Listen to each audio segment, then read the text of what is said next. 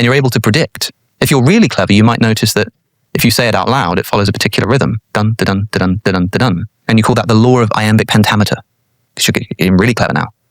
And you can predict that if I turn over the page, I'm going to see something that follows these rules. What you're discovering, of course, are the laws of literacy. Mm-hmm.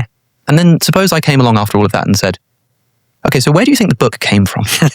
Yeah. And you said, well, we don't know yet, but look at all the progress we're making with the laws that we've discovered. I'm sure that one day these laws of literacy will explain where the book came from. You'd be making a category error. And I think physicists does the same thing in saying that physics will one day explain the origin of physical matter, because physics is the study of physical matter and therefore presupposes its existence. Mm. A question like that I don't think can be answered by science. I'm really not talking to the 10-year-old anymore. I was about to say, your 10-year-old is going to be really, really like, smart. Okay, Dad, can I get to bed now? Yeah, guys. But like the reason I bring that up, it's to say, I mean, I remember I was kind of talking about consciousness, and it's all like related because people have a similar view of consciousness. They think that science will one day explain what consciousness is. And you're trying to encourage your child to ask questions that I guess are maybe not comprehensively answered simply by science. Yeah, and also I want to be very clear here. Lots of people will use this line of thought to try to sort of smuggle God in as like a God of the gaps. They'll say, okay, so science can't explain it, so God must do so. That is categorically not what I'm doing here. Right. All I'm saying is that the lexicon of science cannot describe the origin of the universe and the nature of consciousness. Those are the two things I think that science definitely can't describe. That is not to say, therefore, God. Mm-hmm. There might be some kind of what we might call naturalistic explanation. It's just not one that can be mathematized, mm-hmm. and therefore not sort of appropriate to use the lexicon of science to describe. That's fine. No problem with that. Of course, we still have this question. We still want to know, why is there something rather than nothing? What is the nature of consciousness? But I want to be very clear that this isn't some kind of underhanded way to, like, motivated reasoning to leave room for God. It's just to say that when people have this sort of confidence that the scientific method will explain everything because it's made such progress in the past, notice the precise nature of the progress it's made. It's explained things, but only at a sort of deeper level of resolution. It has described the mechanism, take natural selection, brilliantly. Like Darwin figures out the mechanism by which organisms like diversify and become complex, and that's great. But it is a description. It's a description of what happens. And if you, as Feynman says, if you really do keep following that why question, you'll get down to some quite foundational questions, which it's less controversial to say science will not be able to explain. When you put it that way, and you look at both sides, it seems to be more of a human mind's desire for certainty and completeness in thought, which is why we end up on either side of the spectrum without the ability to navigate the messy middle, right? Specifically in this case, it's almost like I either have to believe everything this book says is absolutely correct without any openness for questioning thought or reflection, or I have to believe this book that I learned, that this textbook at school, everything it says must be correct without any reflection, thought, or need for debate. And so it's almost like, how do we get to a point where the human mind, we allow it to have the ability to question our worldview and thoughts without losing all sense of certainty and stability? Because it seems as humans, when people watch a debate, 9 out of 10 times, people are just watching it to confirm their bias. Sure. Yeah, so they're already on one side. You're going to watch the debate and you're going to go, yeah, you know what? I'm fully with Alex. You know, we don't know if God exists, but we definitely know science can't answer all the questions. Or on the other side, someone's like, well, I'm from that religion and that religious person is obviously spot on. So even when we watch a debate, we don't really ever come away from it going, you know what? I just couldn't believe that he said that, because we're just going there to confirm our beliefs. So I guess my question is, would you even encourage people to live in the messy middle of not being certain about their ideas? Does that create a better human? I think that's where they do live. You think so? I mean, there are very few things that people can be certain of. In the sense of, I would argue that most of the people you debate with, or most religious or scientific people in the world, at least in the form of how they live, are trying to live based on their belief. They have a very strong confidence. Yeah. You know, confidence meaning Correct. with faith. Certainty. Yeah, with faith. Fide, from the Latin faith. Yes. I think if you speak to most of those people, they will at least ostensibly say, but I'm open to having my mind changed. Particularly scientists. I mean, the whole thing about science is that it's open for correction. Like, no scientist believes that we've like completed science. Yeah, of course. Scientists are very much like, one day they hope that Einstein will be proved completely wrong because it's exciting and it would like sharpen what we understand about the universe. You know what I mean? And so like, I don't think anybody has that kind of confidence that they've got it all correct. But I think there is a confidence in the method, and fair enough. Have a confidence in the scientific method because it's great. And again, I love science. I'm not trying to insult it or anything. I'm just saying be very precise about what it's doing and what it's not. And I think we could avoid a lot of needless debate if we understand exactly the parameters of like each of our disciplines. Disciplines like interact and they merge and stuff, but like if you're talking about mathematical models, there are things that mathematical models just can't do. And if you're talking about like thought experiments in philosophy, there are things that thought experiments can't do. They cannot provide empirical proof of various phenomena. They can't provide scientific evidence for the Big Bang, that kind of stuff. But likewise, I think that the scientific method can't describe certain foundational aspects of reality and instead presuppose them. I would, of course, encourage people to recognize there's like lots of room to maneuver here. And I think that's one of the things that I'm trying to do. And like it kind of splits people, like especially when I talk about either consciousness or I talk about the nature of science, it splits people. There's kind of three responses to the science stuff. Some people go, that's a load of nonsense. Of course, science explains things. And then I have to spend a bit of time really drilling down what they mean by explain in the Feynman sense. Other people say, this is really interesting. Yeah, cool. I'd never thought about it that way. That's great. That's exciting. And some people sort of say, yeah, science doesn't explain in that sense. Like description is the same thing as explain. They just sort of say it's like trivially true. It's not a very profound observation, but it has sort of some profound implications. If it is true that science only describes, then as long as you have an explanatory question left, it's one that science is not going to be able to answer. So I sort of encourage people to at least explore that thought. It's totally fine to have confidence in your conclusions, but like recognize it's about the method. It's this optimism about the progress of science because of what it's done in the past, which is great, but you have to be very precise about exactly what it's done in the past and what it might therefore mimic in the future. And answering foundational metaphysical questions about the nature of matter, why it exists in the first place, that kind of stuff, I just don't think it's an appropriate tool. And people will be thinking in their heads, but hold on, what about like, there are theories of that. What about like string theory? What about I'm telling you that if you investigate these closely enough, you will realize that these are proposed descriptions of the nature of reality. They're proposed descriptions of what's going on. They don't answer the why question. And I think you're left with two options. One is to say the why question is bogus. Some people think that. And that's fair. Richard Dawkins has said, like, if you ask a question like, what is the color of jealousy? It makes grammatical sense, but it's a meaningless question. And the why question might be the same. Why do things exist? If that's the case, if maybe there is no why, maybe there are only descriptions. In that case, I would slightly alter my thesis to say, everything is, maybe philosophy is description, right? When a Christian says that God is a Trinity, they're just describing the nature of God, right? They're not explaining why he's a Trinity. Fair enough.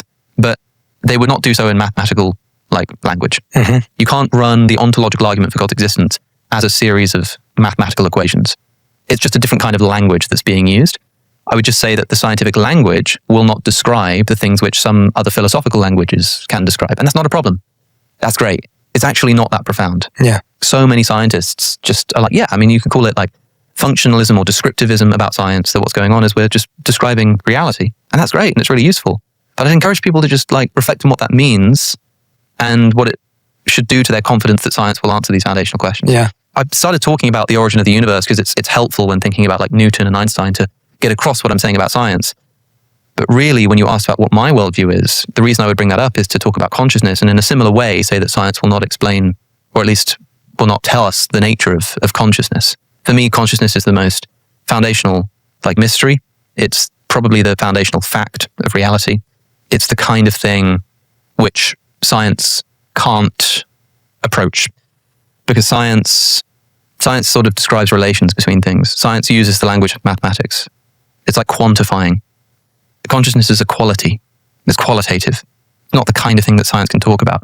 I did a panel not long ago that was hosted by Brian Cox. It was with some neuroscientists, one of whom was Anil Seth, a good friend of mine, and the other two whose names I've forgotten. I'd only met them that one time. And they invited me because it was the show called A Question of Science, and they did all of these episodes on different scientific topics, and they did one on consciousness. And I think they wanted somebody who wasn't, I guess, like a neuroscientist. They wanted like a philosophical perspective. And I remember thinking, okay, sure, I'll do this. I'm very grateful to be here if you really think that I'm an appropriate person. And I thought, well, what I can do is I can come along and I can talk about some philosophical perspectives. I can talk about panpsychism. I can talk about other traditions and stuff. And I remember before we started, Brian sort of looked at the questions that had been submitted by the audience and was kind of wanting to get rid of some of them. Because he was like, well, this stuff about panpsychism and whatnot, I don't think we should really be spending any time on this kind of nonsense. And I was there. It was really awkward for me because I suddenly had to be like, oh, that's actually kind of what I'm here to do. We had this sort of slightly awkward conversation where I was a bit like, well, I'm probably going to mention it. And he's like, yeah. I mean, it's good to at least, hear the view, I suppose, kind of that kind of thing. And then the show started. And look, I love these guys, and they're obviously geniuses. And I know nothing about neuroscience. Well, not nothing, but I'm not a neuroscientist. But it struck me. If you watch the first bit of this, the first question is, what do we think consciousness is? Very difficult thing to define. I think it's impossible to precisely define, but a famous definition was given by Thomas Nagel in the 70s. To be conscious means there's something it is like to be you. There's something it is like to be this thing, therefore it's conscious. It's like an inward sense of subjectivity. And we went around the panel and everyone agreed. Everyone was like, yeah, that's a great definition. I agree with that. That's fair enough. And the first question came, can we see consciousness in the brain? Great question. And one by one, each of the neuroscientists said some really interesting things, but I felt just hadn't answered the question. Mm-hmm. Anil actually said at one point, we can kind of put this question of like consciousness like to the side or on the shelf or something like that. And we can talk about like the brain activity that's going on when the conscious experience happens. And there was someone else who was talking about how when people have like hallucinations, it's like, although to them they feel as real as actual sight, different brain activity is happening when they think they see something versus when they do. That's really interesting. That's great. This is all really interesting stuff about neuroscience. But it got around to me and I turned to the question and I was like, I think the answer is no. And I think what we've just heard has kind of proved that. Because what you're doing is you're talking about brain chemistry, you're talking about neurons, you're talking about the neural correlates of consciousness. You're not talking about consciousness itself. And I remember sitting there thinking like, this is sort of quite strange to me. Because a lot of the sort of running thread throughout this, when I said, but like, what about the nature of what consciousness actually is? What about the explanation of like, why we're conscious? There's sometimes this feeling of like, well, that's not really a legitimate question. Yeah. It's enough to just describe the neural correlates. It's enough to just describe the brain activity. And I'm like, that's fair enough. If that's what you think, if you don't think that's an interesting question, then fine. But then why are we here at an event called What is Consciousness? It would sort of be like if we were at an event that was like talking about like football and somebody asked about why the offside rule exists. And somebody started talking about how like, well, it's a bit like in basketball where this, or it's a bit like in cricket, or it's a bit like, and then I said, but hold on, like, I want to talk about like actually football. People might think I'm being a little unfair. I'd encourage them to just watch it themselves. Like I don't mean to disparage these people. As I say, they are geniuses and they do very important work. But I think it's quite clear to me that when we're talking about what consciousness is, we're just not talking about the same thing. Yeah. I'm talking about the experience. I'm talking about the redness of red. I'm talking about like the feeling of cold on your skin. I'm not talking about a neuron firing. And I don't think those are the same thing. So the common view amongst materialists is that experiences are just the same thing as brain activity. And I understand that thought, but they can't literally be the same thing. I'll tell you why. There's a law, it's called Leibniz's law, which says that if two things are identical, they share precisely the same properties. If X and Y are identical, that is, they are the same thing, then all of the properties of X are shared by Y. You can't say that two things are the same, and I don't mean the same kind of thing, I mean literally the same thing, but one of them is red and one of them is blue. Or one of them is 5-sided and one of them is 2-sided. That would mean that they're different things. Even spatial location. They have all the same properties except this one's in China and this one's in France. That means they're not identical. Yeah. Let's think about the content of your like mental experience, right? You can imagine a triangle in your head. I'm told that the triangle that I can literally see in my head right now is the same thing as some neurons firing. I don't think so, because they don't have the same properties.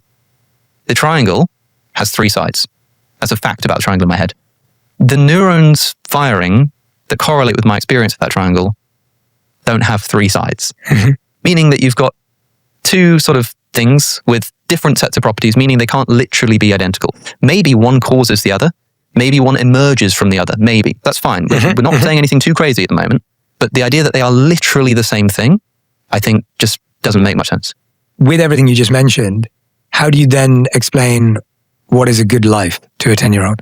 I think one of the reasons why I wouldn't have a child at the moment is because I don't know how to answer that question. Love that answer, yeah. It's a very serious question. If you don't have an idea of what makes the good life, then it's going to be very difficult to raise a child.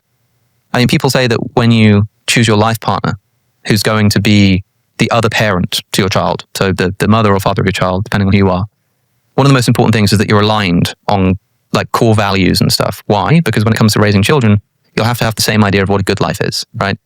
So in the same way why you might not want to get married and have children with someone with whom you haven't aligned your fundamental values, I almost sort of am not married to myself in that way because there's too much internal conflict.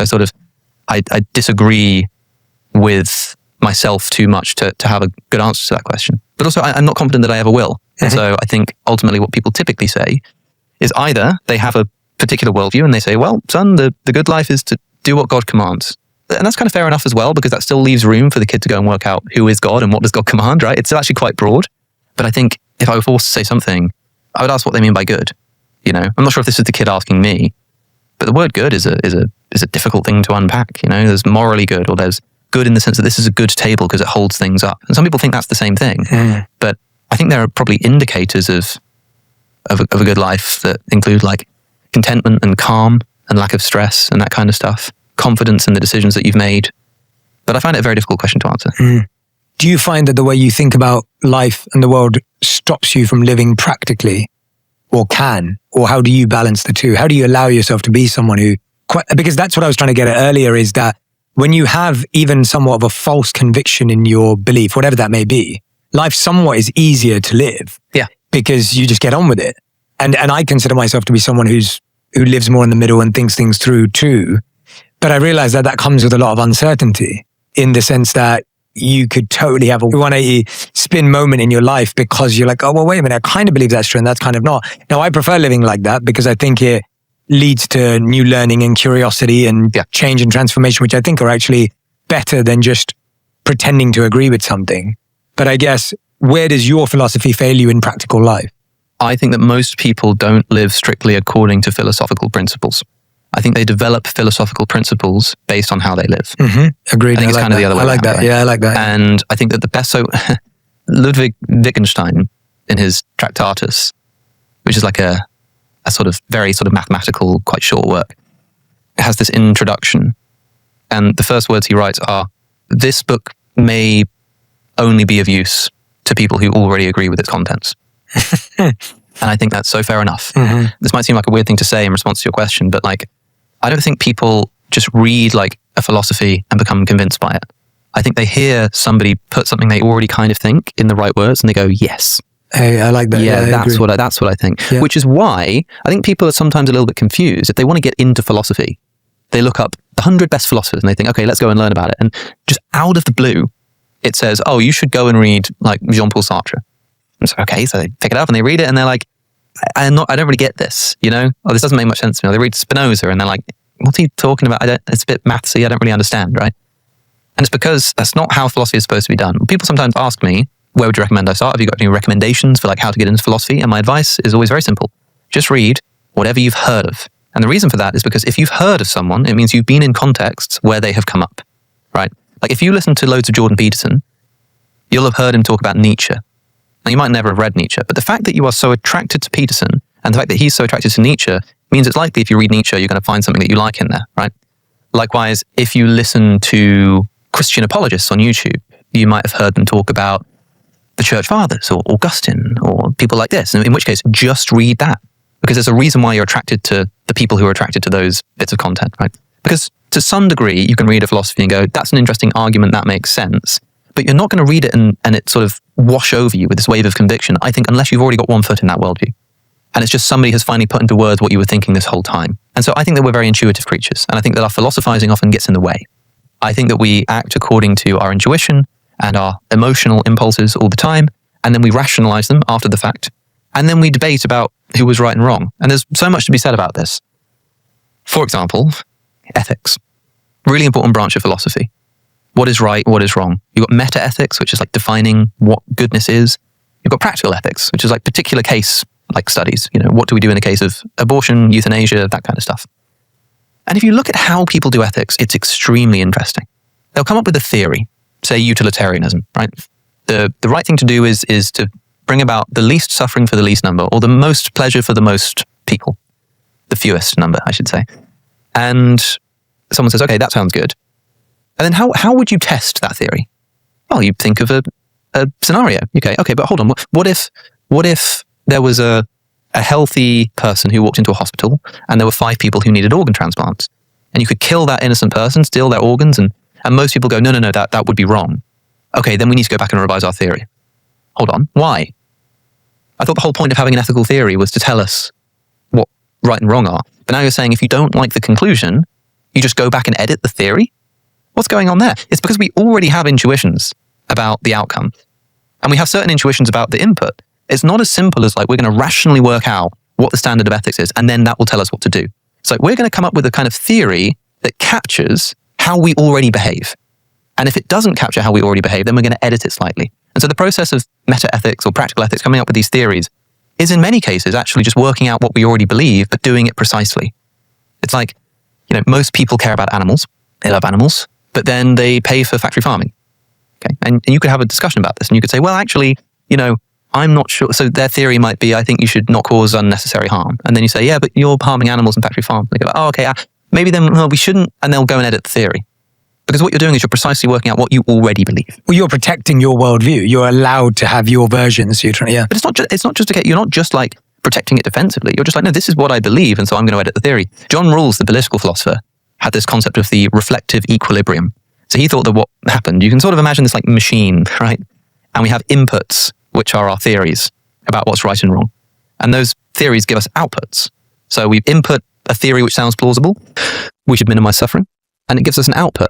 Like, well, then you should kill everyone instantly. And actually, hold on, that's not quite right. So then you adapt the thinker. It's like, okay, we actually need to minimize suffering without killing people, or also, have some kind of pleasure. And then it spits out other outcomes. And you sort of got this back and forth. And the machine in the middle, mixes it all up and gives you the output. And Rawls kind of says that the way this works is you come at it from both sides. You've got intuitive outcomes and you've got intuitive theoretical suggestions, and you sort of do this back and forth, this tug of war between them until they kind of balance out a bit and you get this reflective equilibrium. And that's what we're doing when we're coming up with theories. It is never as simple as somebody writing a book and saying, right, I'm going to prove to you from first principles that abortion is wrong, specifically from the 8th week. That's never going to happen, ever. They're going to rely on intuitions that you already have about people and the worth of humans and bodily autonomy, and they're going to convince you that way. So if you become really learned in the traditions of philosophy, that can be really interesting, but you'll notice that a lot of philosophers can talk about these big ideas with absolutely no personal investment in them. They'll be like, so Nietzsche thought that God was dead and that this was a great tragedy, and they're sort of talking it as this historical artifact. They've got zero personal sort of input in there. And so they're obviously not going to use that to guide their life in any way. And if they did, it would just lead to confusion. There's a skit I saw once, I think, someone's on an airplane and they're dying, and they're like, is there a doctor on board? And someone shows up and says, I'm a doctor. I'm a doctor of philosophy. And they're like, oh, well, what should we do? We need to save this man. And it's like, well, the utilitarian would say that we should take resources from other people, but then the deontologist would say that would upset their rights. And then, well, if you're a Christian, maybe we should go. And then they just die, right? Because you spend too much time sort of going back and forth. I don't think that's how people actually behave, right? And I think there's some neurological evidence for this to do with the two hemispheres of your brain, which is another thing I'm fascinated by. I think the most significant fact, perhaps, in the world is that your brain is divided into two hemispheres. Why do you think that's the most significant fact in the world? Because if you are essentially your brain, which, okay, I don't think consciousness is the same thing as the brain, but they're clearly connected, right? And the thing that at least gives you selfhood, I don't think it produces consciousness, just to be crystal clear, but I think selfhood, the thing that gives you your unified sense of self, is essentially your brain, and maybe the rest of your sort of neural system. And the fact that everywhere we look, every neural system we find, there's some kind of asymmetrical division in the brain. There's some evolutionarily strong reason to keep two separate hemispheres, has to be super significant. That's the nature of you, right? That's your nature. Your nature is fundamentally lateralized. Your two hemispheres are kind of involved in different ways of thinking. It's never quite as simple as people think. I mean, Ian McGilchrist is the person to read on this. In culture, it's like the right brain is creative and intuitive, and the left brain is mathsy and rational. It's not as simple as that. McGilchrist likes to say that the two hemispheres sort of attend to the world in different ways. The left brain is about sort of manipulation, and the right brain is more like big picture, right? And we know that this is the case. I mean, McGilchrist's theory is that the reason this occurs is because as an organism, you need to be simultaneously looking out for prey. You need to be manipulating your environment while looking out for predators at the same time.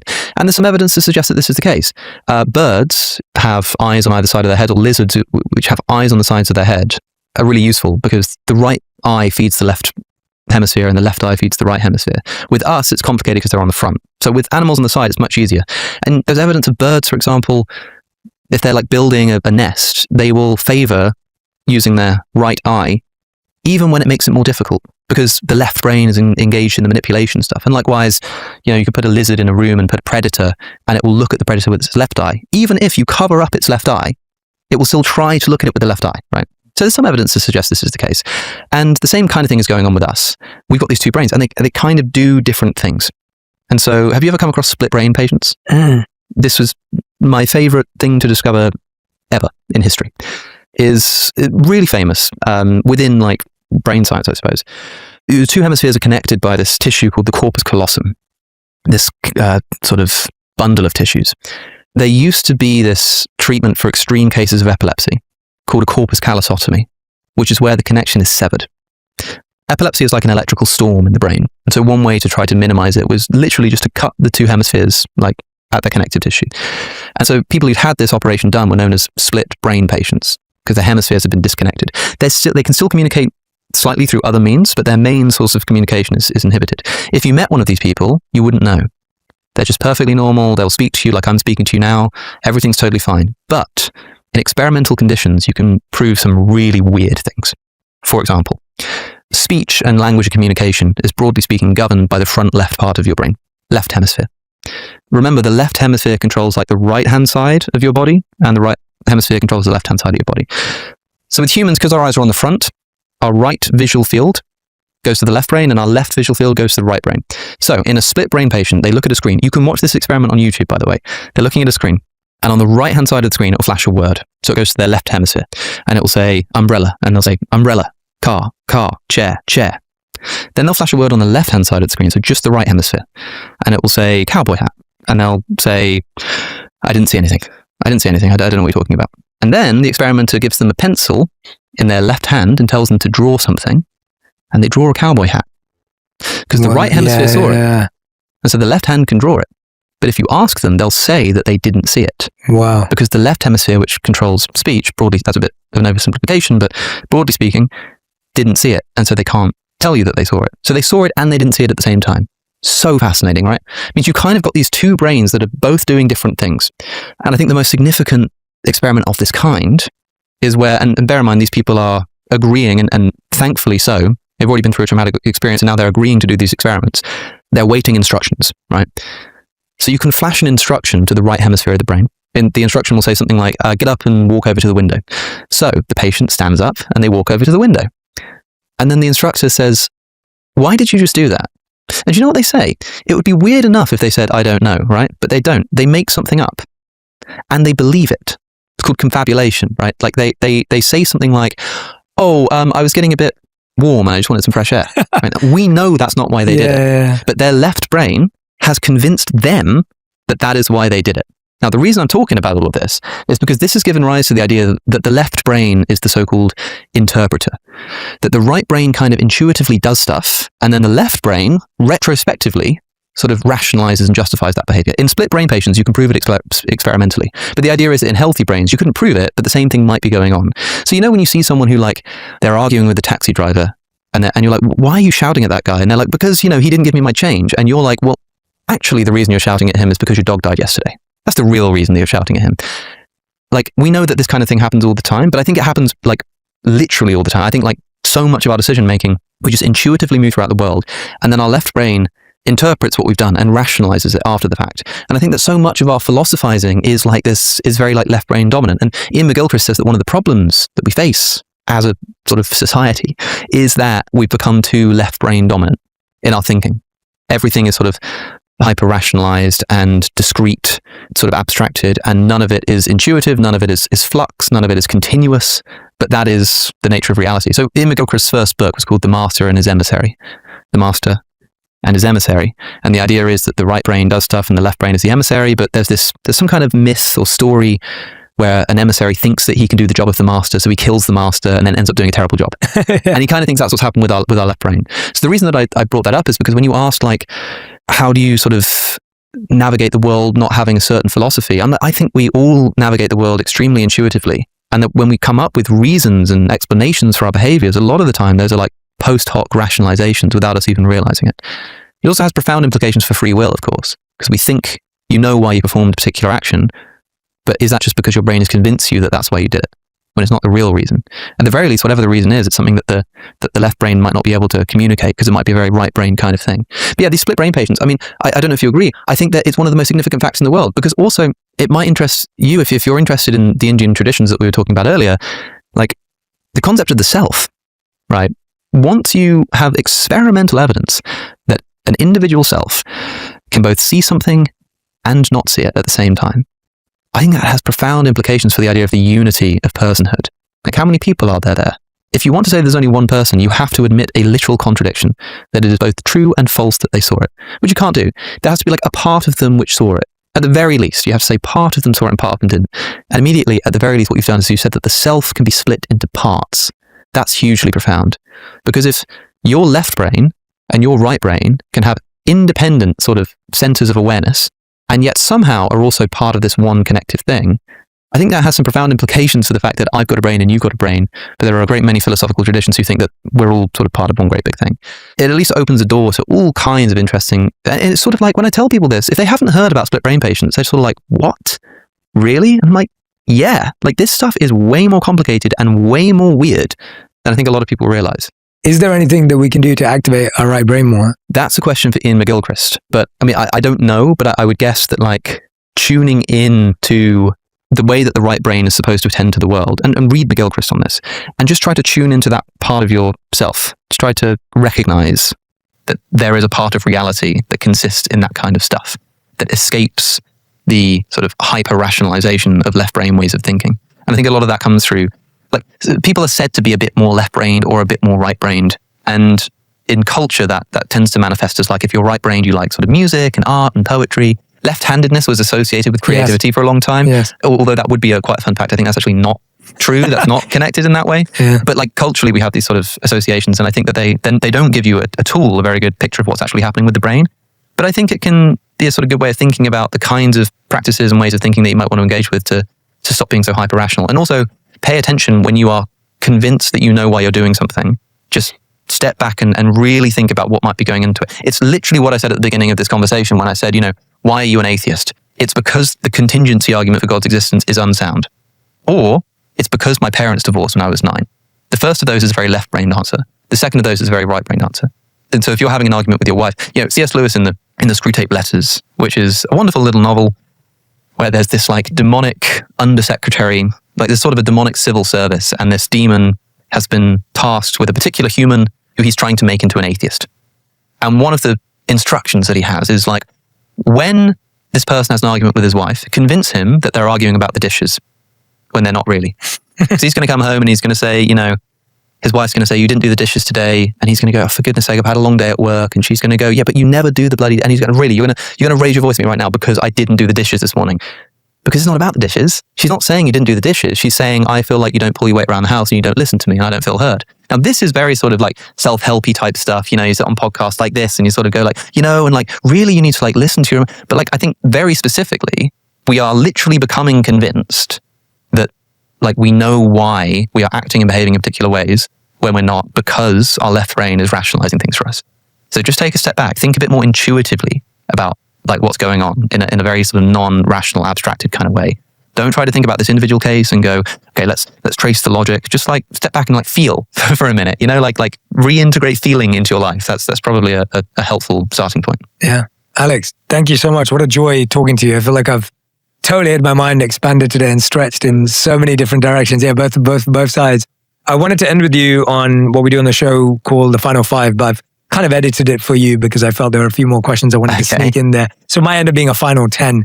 These questions have to be answered in one sentence maximum. Sure, okay. And fun. So, Alex O'Connor, these are your final 10, only made for you. Brought to you by State Farm. What's the hardest question you've ever asked yourself? What is consciousness? If you're wrong about everything you believe, which belief would hurt most? That my friends and family love me. Great answer. What do you think is the most dangerous idea people believe without questioning? That we can have certainty about the will of the creator of the universe, and that it's engaged in the peculiarities of human affairs and human political affairs. Is that one sentence? Mm-hmm. That counts. That counts. You got it all out in one breath. That counts. What do you think people are most afraid to admit about life? That it comes to an end. I wanted to talk to you about that as a final theme. Why does death feel so unnatural? You've talked about consciousness. What have you learned about death? Well, there are a few answers to that. You said, why does death feel so unnatural? Which is a weird way of putting it. But I think You think it's weird? Why? For many people, death is a part of nature. But it's interesting to hear you say unnatural, because there are philosophical traditions. Like, if you're someone who believes that life exists after death, you'll either believe that because you think that we're going to like heaven, and this mortal realm is sort of a purgatory realm of sorts. Or maybe you think that we're all made of consciousness and we're all going to sort of reintegrate into Brahman, Either way, that would mean that our true nature is Brahman, for want of a better term right now, and that the divided physical, biological selves that we currently inhabit are not our real selves, right? This is one of the biggest teachings of Advaita Vedanta, is that your self is an illusion. There is one self, the Atman, it's one self, and that Atman is the same thing as Brahman. There's just one great big thing. Such that the thing that comes to an end when you die is not yourself. It's the illusion of yourself, but it's not the self. The self persists. The self is eternal. It's another sort of huge theme of the Hindu scriptures. And so to hear you describe death as unnatural is kind of interesting, because these people would say that's because it's not natural, because your true nature is eternal. The self is eternal. And what you're calling yourself is actually unnatural, and that's the thing that will come to an end. So some people might answer it like that. For me, like, death is terrifying, and it can be terrifying for two reasons. One is that you think it's lights off and everything comes to an end. The other is that you think there is something after death and it's bad, right? People are genuinely terrified of concepts of hell and divine torment for the behaviors that they engaged in while they were alive. And a lot of that comes from like religious upbringings, in particular doctrines about the nature of hell, which I think are not very biblical, to say the least. But there's sort of two flavors of fear there. On the hell stuff, it requires essentially a metaphysical investigation into the nature of God and whether that God would allow such suffering for finite crimes. But with the lights off kind of thing, which I think more people are kind of freaked out by, some people say, oh, but it's, it's like before I was born, like I was dead for thousands of years before I was born and it never bothered me. In fact, that helps some people because it at least makes you realize that you're not going to experience it, if the lights really go off. And Epicurus famously said, when is death bad? It can't be bad now because I'm not dead. And it can't be bad for me when I'm dead because there's no me. So there's no point at which it can be true. Like Epicurus kind of wants to say, if something is true, there has to be a time at which it's true. Mm-hmm. There has to be some time at which this fact is true. So if the fact is death is bad for me, my death is bad for me, when is that fact true? Can't be true now because I'm not dead. Can't be true later because there's no me. And people hear that and they go, oh, very clever. But it doesn't really do much, right? Yeah. Because again, that's a very left brain way of thinking. It's like, very clever, but I'm still kind of concerned, right? Yeah. Because of my convictions about the nature of consciousness, I'm at least agnostic enough about sort of experiences, by which I mean like experiences with an apostrophe, experiences connection to physicality. I'm agnostic enough about that I'm kind of not super worried about the death of my physical body. I have no idea what's going to happen. I do know that if I do die and it all just sort of shuts off, then I won't be around to worry about it. And I'm only around to worry about it now. But I think about it like everybody does. But in some way that I can't quite explain, and it's a reason why I wouldn't really talk about it except to sort of hint at it in a situation like this, is to say that these investigations into the nature of consciousness and the nature of the brain and split brain and stuff, in some way I can't quite describe, just has consoled me a little bit about the fact that one day my physical brain is going to end, because I don't know if that's quite the same thing as what I am exactly, Well, it is the same thing as what I am as a self, and I am worried about the self coming to an end. But I guess one way of thinking about it as well is that the thing that's scary about death is not the cessation of biological function, right? You could have a biological machine that has no consciousness. It's not worried about death. The thing that death really, people think about death in terms of the end of life, but really death is kind of the end of consciousness. That's what people are scared about. Maybe consciousness has to manifest physically, in which case when you die, your consciousness sort of ends, and that's a bad thing, right? What's really ending there is not your biological makeup. It's not the fact that your leg and your arm start disintegrating. It's the fact that your experience, your unified sense of self has come to an end. And one slightly naive approach to this might be to say that, I'm not convinced that the self exists. Not just because of the sort of weird esoteric, Indian philosophy and stuff, but also because of the split brain stuff. I think all of this kind of stuff points to the idea that the idea of the self, as we commonly understand it, is a bit of an illusion. And it is interesting to me that this is the same kind of truth that is discovered by ancient authors of the Upanishads and a modern teenager who's never read a word of Sanskrit who takes LSD. And they sort of have these similar, I think that might have something to do with the usage of psychedelics in the formulation of the Vedas. That's a whole other subject with soma, the mysterious substance that brings all of these profound spiritual truths that are uncannily similar to the profound spiritual truths that people find today when they take psychedelic drugs. But one of the foundational things that people discover in this regard is that the self is an illusion. The self does not exist. Even Sam Harris, the new atheist, doesn't believe in the self. And so if death is not just about biological function, it's the cessation of the self, there's something about the fact that I don't think the self exists even now that gives me some consolation, If the fear is what happens when the self comes to an end, the self never came to a beginning. So I don't even know how to answer that question. But I don't say that, that's not going to help people. Like, I was asked about this recently at one of these schools I was talking about as well. Like, this kid sort of asked me, and I can always tell sometimes when people ask certain questions, they mean different things. Like if someone says, should we be afraid of hell? I can tell in their face, they're asking that because they're interested in the philosophy. They want to hear about Epicurus. Or they're asking that because they're scared of death. Somebody asks me, do you think hell is biblical? They're either asking that because they're interested in New Testament studies or because they're staying up at night and afraid of death and afraid of hell. To the person who's afraid, I find it quite difficult to approach except to say, take heart that there are philosophical schools available to you that you should look at least first before you sort of lose your mind with worry. If I'm not trying to help other people and I'm just telling you about myself, like, yeah, it opens up this world. But I think it's funny, like, I would encourage people to investigate some of the Indian philosophical traditions, not because there's this kind of idea in like Western thought that there's this sort of spiritual kind of thing over there. It's this kind of like cool mystical thing, and like, oh, there's all these profound. It's like, actually, they're talking about the same stuff that we're talking about. They're just doing it in a different way that might make things click a little bit. And also, talking about the Indian school of philosophy is like talking about the Western canon of philosophy. The Western canon is like, you know, Kant or maybe John Stuart Mill and people. And it's not like all Westerners are running around in accordance with those principles, right?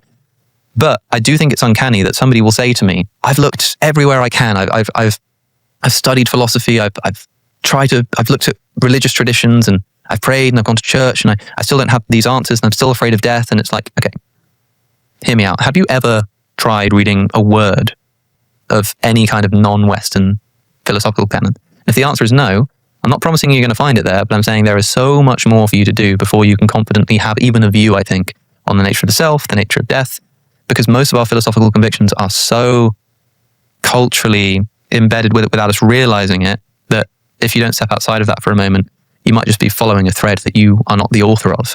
And so I'd recommend stepping outside of that. And I'm not just saying that. I think people have noticed that over the course of my recent trajectory and the things that I'm talking about. This is just something that I've done. There's a lot to say about that. I spoke to a guy called Thomas Metzinger on my show about this. And so people want to kind of really know what I'm talking about when I say all that. I'd recommend they go and watch that. If you're worried about it, also just realize that you're not alone. This is like the foundational question of human existence. I think it's weird not to be worried about it. It's sort of strange to me that people aren't talking about it all the time. We also have a sort of cultural reticence to talk about death. You know, death used to be much more present. Dead bodies in the street, plagues, all this kind of stuff. COVID sort of brought that back into sharp focus for a lot of people. But death is a bit of a taboo. You know, we don't really like to talk about it in polite society. And I think maybe that's also part of the problem. Yeah. Last three, one sentence. That was more than one sentence. No, but I asked you to. Yeah, okay. Yeah, no. I knew what I was doing. I asked you to. All right, last three, one sentence. We ask this to every guest who's ever been on the show. What is the best advice you've ever heard or received? Enjoy it. Simple. Well, like there have been contexts in which I've been so caught up. I remember like the first time I did a big cinema podcast shoot where I had like a whole camera crew and a big guest, and I was really excited about it. And I was like reading this guest's books. I was looking at criticism. I was like obsessive over preparing. I was so ready. And I spoke to a friend of mine who's in the same industry. And I just asked him, because he'd done this kind of stuff before. And I said, like, have you got any advice? Like, any last minute advice? And he just said, enjoy it. And I was like, yeah, good point. We're so often just like not present. I think anytime anyone's about to do something important, if someone's about to like play their first gig, or they're about to do some big career move that they've been waiting for a long time, or about to get married or something, and they're sort of so in their head about it, and they're like, they're living in the future, and then suddenly they're living in the past. It's you know, it's the sort of be where your feet are, like live in the present kind of thing, but specifically like enjoy it. Take a moment to look around and be like, yeah, this is cool. Yeah, I love that. Two more questions. We talked about this earlier. Why have you stopped saying yes to as many debates? They're about ego. Oh, that was your reason too. Interesting. Well, I mean, if you want one sentence, that's what I would say. And it's not always about my ego. It's not always about their ego. It's either the case that you've got one person who just wants to prove a point and one person who wants to get to truth, in which case the egotistical one is going to probably trounce them, and it's going to be a bit unfair. Or you've got two people who both are egotistically trying to prove a point, in which case it becomes a mess and a shouting match. If you have two people that, everyone has ego, everyone. But if you have two people who recognize that, try to mitigate it, and try to give it a backseat to having a good conversation, it's kind of just no longer a debate, almost by definition. So no one wants to do that anymore? Well, people do, and I do debates sometimes, but I don't enjoy them. They're also extremely like expensive time-wise, because you have to prepare. It's like preparing for an exam. You don't know what's going to come up. You don't know, like, if they score a point that you weren't ready for, it's going to be embarrassing, and that is fun. It's sport. And look, there is nothing wrong with sport. There's absolutely nothing wrong with it. It's fun. But you have to know that that's what you're doing. Debates are like boxing matches, They will sometimes tell you who the better boxer is. They might not even tell you who the better boxer is. They'll tell you who boxed better in that match. But it won't tell you who the better boxer is overall. And it definitely won't tell you who the better fighter is. You have no idea what would happen if they met in a bar, no holds barred, and they were able to use intelligence and weapons and call their friends and stuff like that. You have no idea what would happen. Similarly, somebody in a debate, it's like a sparring match. You're going to see who's better at that particular dance. You have no idea what would happen if you gave them a week to think about your point, consult all their resources, and respond to you properly. And so I think that the sweet spot is somewhere in between those. Let's not take a week to respond, but let's not be like snapping back with quips. But having said that, a lot of people are quick to say like, oh, like I don't do debates because they're not about getting to truth. Like I do debates sometimes because they're fun. They're fun and they are interesting, and you do bring up interesting points, and they do become these spectacles, and they do bring people into like thinking about these issues, and that's quite fun. But you have to recognize that that's what you're doing, such that afterwards, if it goes really well, you go, great, oh cool, fun, I won. But it's like if you win a chess match or something, and like, oh sweet, cool. Anyway, like let's play again sometime, and you might lose next time. That's the attitude you have to have. If you become convinced that you're like Magnus Carlsen because you won one chess match, even if you are Magnus Carlsen, like that only means you're good at chess, Yeah, well said. Fifth and final question. We asked this to every guest who's ever been on the show. If you could create one law that everyone in the world had to follow, what would it be? No playing pop music in like fancy restaurants. What should they play instead? Anything else, something that's suitable to the environment. I wrote a piece on this recently. It's my least favorite thing about the world is the fact that it's not just fancy restaurants. It's like you go into like a nice cafe, or you go into even like a hotel lobby or something, and you think about how much effort has been put into designing every single aspect. Which chairs have more feng shui? Which wallpaper is going to sort of bring about the particular mood that we're trying to. And then they just decide they put zero thought into the music. I've left restaurants before because if you're going to a restaurant, it's a big deal. You're spending money. You might not be able to do that very often, and you go, maybe you're on a date or something. The air is polluted with like Dua Lipa. Don't get me wrong. I like Dua Lipa. I actually do. I really do. But it's not there. And it's become such an epidemic. It's like, it's difficult to go, I can't go to Green King pubs because all of them are playing pop music. And these pubs are like they're beautiful, like these Victorian, like wooden, like ancient, they've got these histories about them on the menus. They're boasting about how like, there's like I think it's called the Salisbury, which I wrote about in central London, which has this famous history. It's where someone proposed to someone or other. It's got all this stuff, and you look at the images and it's this ornate, beautiful chandelier type stuff. And if I showed you the image and said, now just what music do you imagine is playing? Yeah. Somebody walks into a restaurant like that and says, you know what this really needs? Is like, when I went in there, they were playing Kids by Robbie Williams and Kylie Minogue. And I'm just like, seriously, it really gets my nerves. So I would probably do that. That's one of my favorite answers. Alex, thank you so much. Such a treat. Appreciate you, mate. Thanks.